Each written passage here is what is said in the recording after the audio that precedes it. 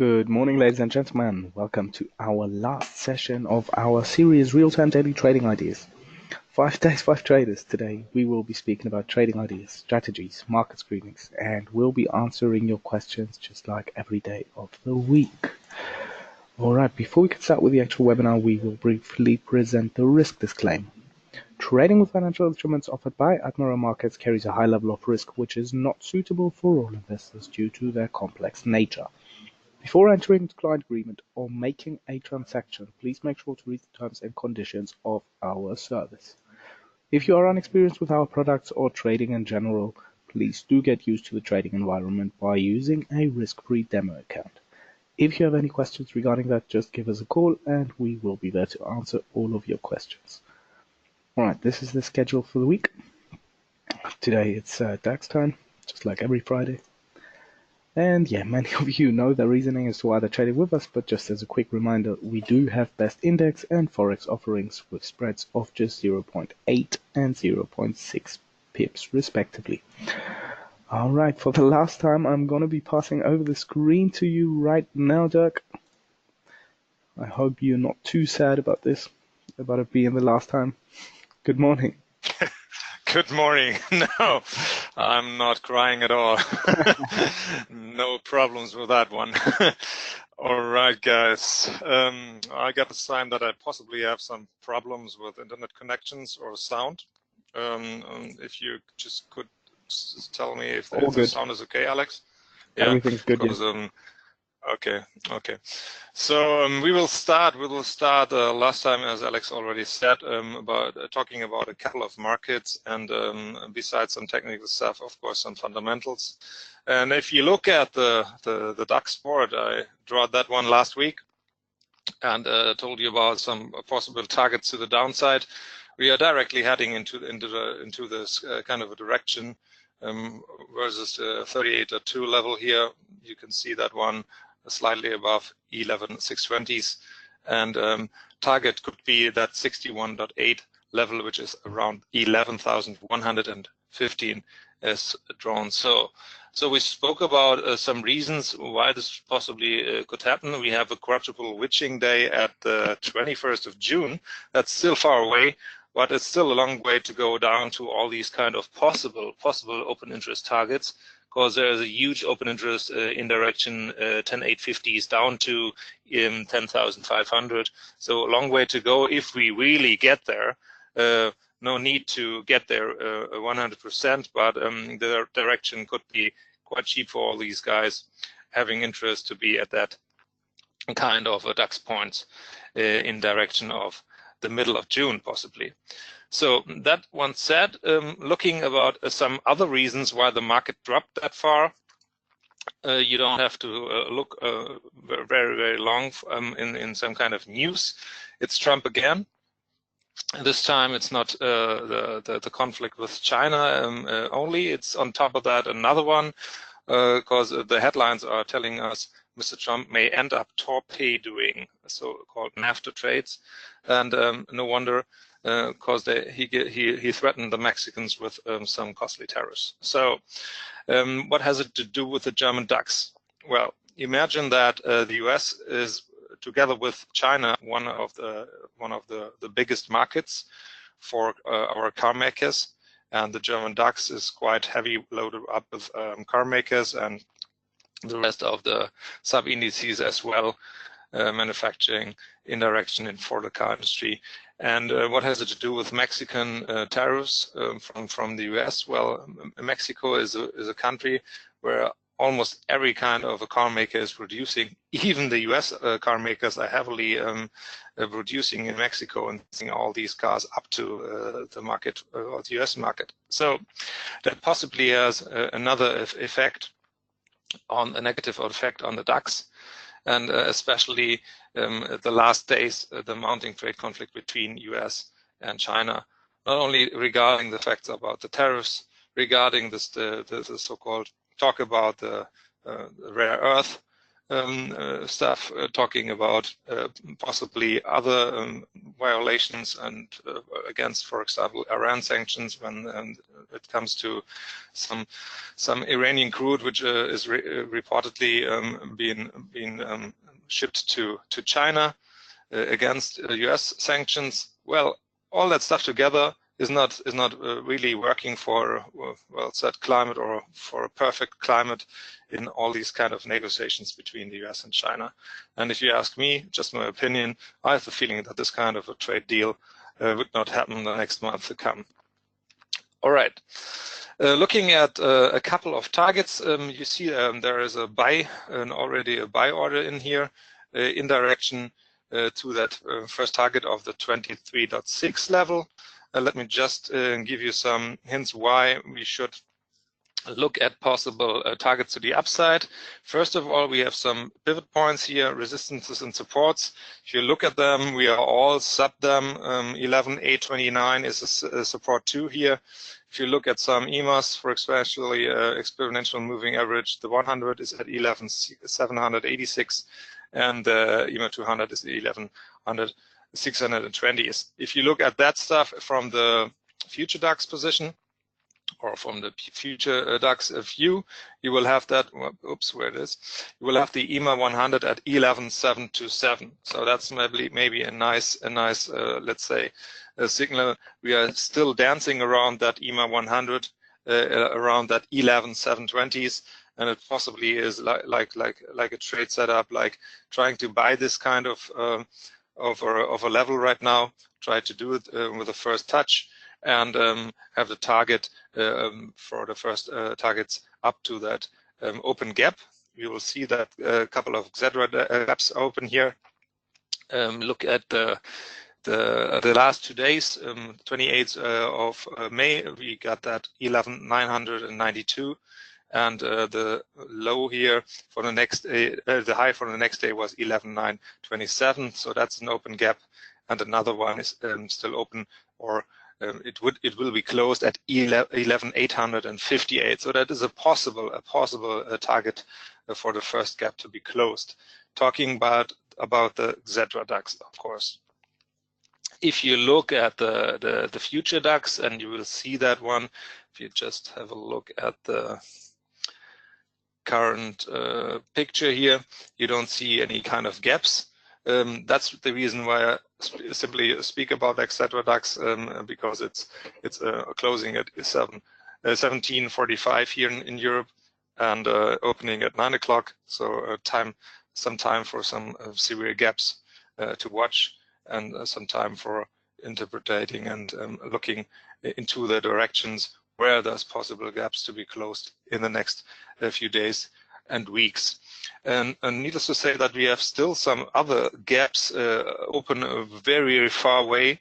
If you look at the beginning of May, around that 12,344. So that's still a long way to go if we really talk about closing all these kind of gaps. Okay. Looking at the future DAX, where it is, future DAX, first resistance here is right now is the support 2, because we are coming from the downside in direction 11,817. So that would be the first resistance just from a technical point of view if you look at the future DAX June 19. Okay, closing that one. And looking at a couple of markets, if you see the market watch right now here, just trying to get a hold on where the euro-US dollar could be running up or running down. We will have a look at the cable. We will be having a look at the Canadian dollar here, so the loonie. If you look at the loonie, by the way, of course, we always explain that kind of a currency pair regarding the WTI contract, the oil contract, because it's heavily correlated with that one. Starting with a long-term monthly chart, closing that one to give it a little bit more room. We are still working around that 61.8 level, which is at 111.80s. And we're still trying to get a hold on this kind of level, and to stay above, or to scratch it again, and to stay above that level and get back up in direction 114.50s. Be aware that we have an ECB rate decision this coming week at Thursday, 13:45, and the press conference at 14:30s. and you should be 100% aware that Mr. Draghi is not changing anything at all. By the way, he is not able to change anything. Look at Italy. Look at a couple of other situations in the south. And on top of that, look at Germany right now in that kind of a severe downward move in the purchasing manager indices. It's not work. It simply won't work to do anything with the rate hikes or to do anything with talking about possible rate hikes in the future. So that won't help, and it won't change anything. Looking at the euro US dollar and at the shorter term, or let's say in a short time frame, to the downside, the old chart from last week is still valid.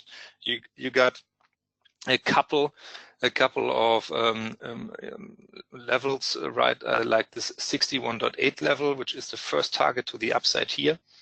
I'll just mark that one with a horizontal line. So that is a possible target to the upside for the euro bulls, which is going in direction 111.70s, and giving it with the blue shapes, we will have targets up the road in direction of 112.20s, and the old highs, if you look at this one with the next blue box up there, which is already at 112.65. Possible is still scratching in direction 112. Won't give it too much room to the upside. Markets are at the end of the month, at the end of the week, at the end of the month, and possibly rebalancing is taking place here. So no need to rush into new setups as long as you're not invited by the market. That does mean the market invites you when it goes up 1.5% or 1%, or the market invites you if it simply dips almost the same percentages, like 1% or even more to the downside, and scratches in direction that 138.2 level. That would be a nice buy on dip scene. The other way around, it would be a nice sell on spike scene if we just go up in direction of these both blue trading boxes here. Okay, checking out a couple of other things from the fundamental side. Not only talking about that tariffs, speaking about some severe happenings again at the bond market, and that has to do a lot with currency markets as well. If you look at the US Treasuries, you will see that the short-term runners are still yielding more like the longer-term runners. So that means US Treasury 3-month runner is yielding around 2.37% right now, and a US 10-year runner is yielding 2.16% right now. So that means shorter durations are yielding higher than longer durations.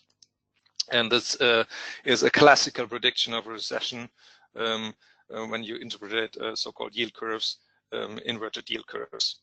A lot of boys out there, analysts, profs, and whatever, are talking about that the bond market is broken, and it has nothing like a sign like the years before or decades before. So that kind of yield curve, inverted yield curve, is not a prediction for a recession at all, because of the Federal Reserve and all that kind of reducing the balance sheet and working with the bond market like with a tool.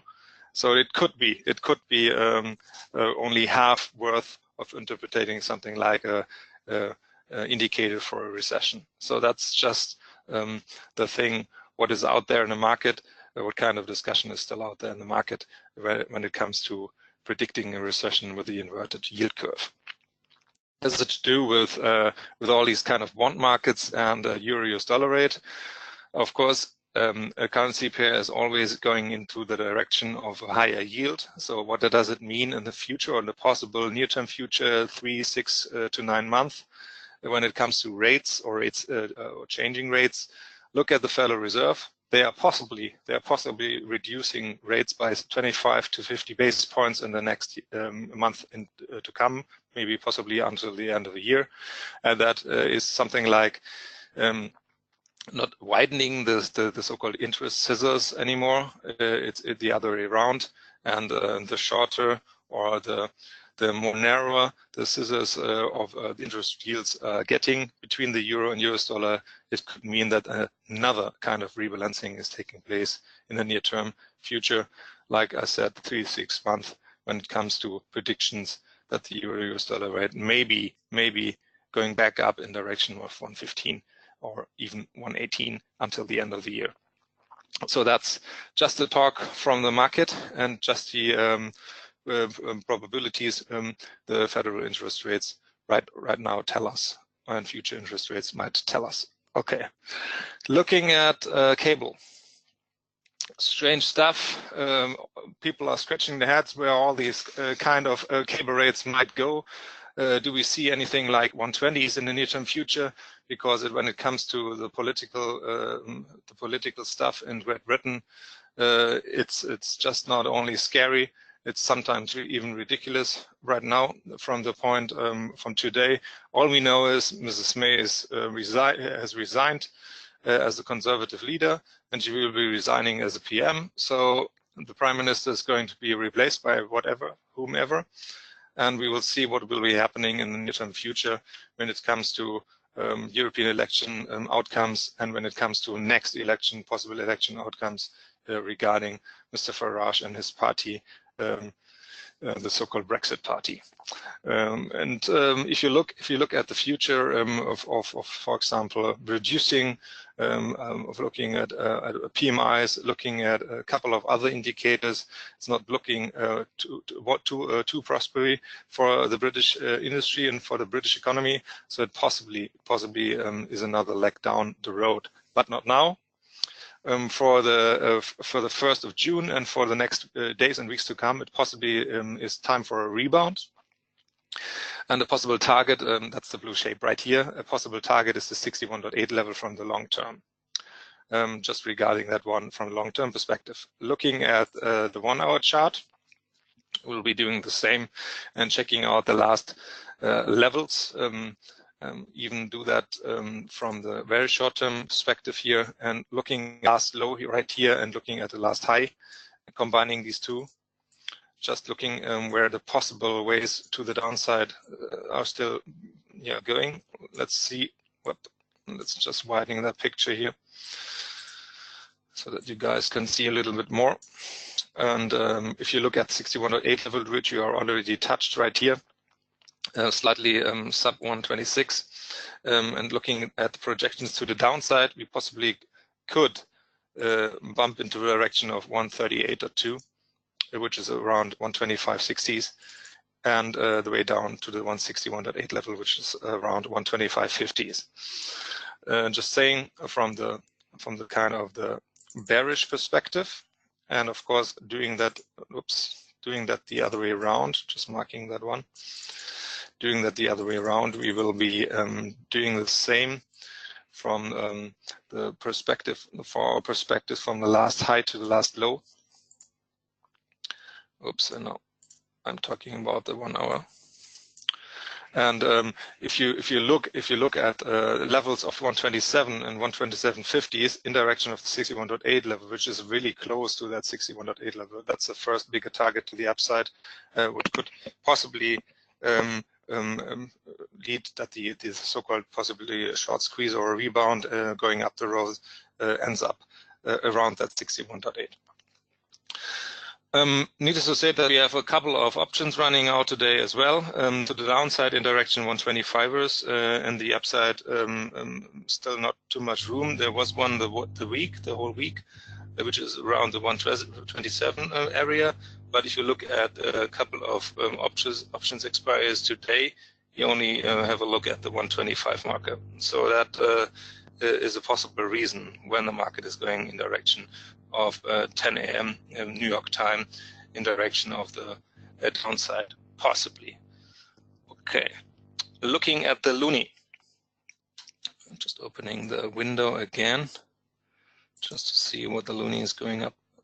135.45, and this morning we started a small buy at the 135.40s level, with the direction of the blue shape you see above, which direction, or in direction 136.50s. Possible target is 136.50. Why? Just because of the really severe happening at the oil market. If you look at the WTI, and we will open that chart here as well. There is one open. And looking at the last route down here, you can see that quite easily, and you don't have to calculate too long. Just marking these kind of two levels here, a level of the start of the decline, and levels we are around right here. And if you look at 66 level down to almost sub 55, it's very easy. In a couple of weeks, we ran down way more than $10 a barrel. And in talking about percentages, it's more than just a correction. Well, what has it to do with the loonie? The longer this kind of decline stays, and the longer we are walking or falling down in direction 50s even, or in direction of 52 or $50, we will be having a US dollar Canadian rate, so loonie rate, mounting up in direction of the old highs, looking at dailies, which is around that level of 136.60s. And if you look at longer term charts, you see that a loonie rate was around 146 even, and look at the same time, look at the oil price where it was that kind of a time. So that always means the more the US dollar, the more the WTI rate is falling, the higher the loonie goes. The loonie rate, so the Canadian dollar loses versus the US dollar. Going back to the daily chart, to the 4-hour chart, and just taking these kind of two targets. 138.2 is right sub 136 here, which is around the 135.80s here, and this would be a place where you could possibly take your stop loss level to the entry already, and if you like, take out the half of the position and let the rest of the position simply run more into your target, or even more up the road if you like. Okay, we spoke about a couple of markets. We spoke about a couple of fundamentals. Possibly I forgot something happening from this morning. Oh yes, I didn't speak about China directly. It is interesting to see that the Chinese PMIs this morning, and especially the Chinese industry, is not expanding anymore. It went sub the 50 marker. So if you know about PMIs, purchasing manager indices, they are indicators that the economy is expanding with a level above 50 and is contracting with a level sub 50. And so it does right now. PMI, the China's National Bureau of Statistics, released that kind of a manufacturing PMI for the month of May, and this one is right now at 49.4.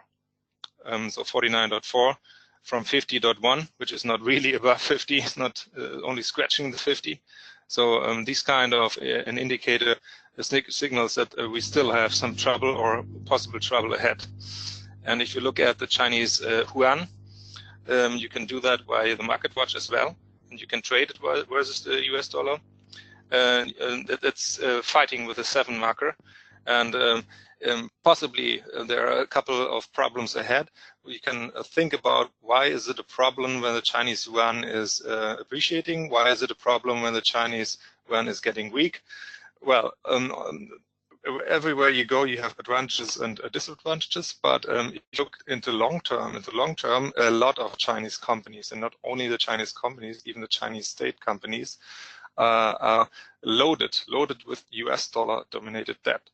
So the weaker the Chinese yuan goes, the weaker it will be. The more severe it gets to pay all these kind of debt back, because you have to pay it back in US dollars, you know. So that's the problem. On the other side, you got that severe tariffs from the US, and the weaker the yuan is, the more competitive the Chinese economy is, and possibly it could outbalance that kind of tariffs somehow. If you ask me, just my opinion, in the longer term, it won't work. Because that kind of US dollar dominated debt is much too important. You can't leave that kind of a problem just aside, and that the Chinese yuan weaken and weaken more. It's not working that way. So that's another point where the economy or the world economy is heading into. It's a possible next. It's not a black swan, but it's a big problem which is coming up again and again. Okay, Alex, we all know it's the last webinar. It was fun with you guys, and hopefully we will do something in the near-term future. Always invited to do so. I was always happy to do stuff like that. And if you guys are looking for some kind of, let's say indicators or some kind of trading ideas or whatever you're looking for, you still find me out there in the internet. Just type in FX Dirk and or just my name. You will find some stuff like Twitter or like guidance. All right. Perfect. Thanks for the closing words, Dirk. Thank you very much. Yes, guys, it was a pleasure to be moderating this webinar for over 3-4 months with you. But don't be too sad. We're gonna have a new format, just kind of in this, in this style, but a little bit different. You will be informed about it. Okay, exactly. Thank you very much, guys. Have a good day ahead. Have a good week ahead. Have a good weekend. Thank you very much, guys. Bye bye.